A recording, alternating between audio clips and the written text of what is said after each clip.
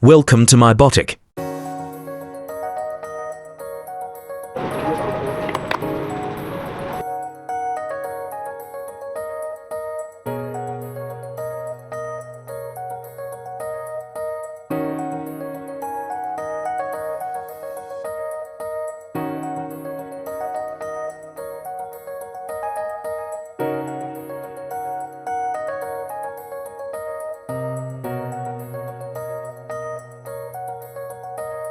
When the limit reaches, the switch dot will turn off.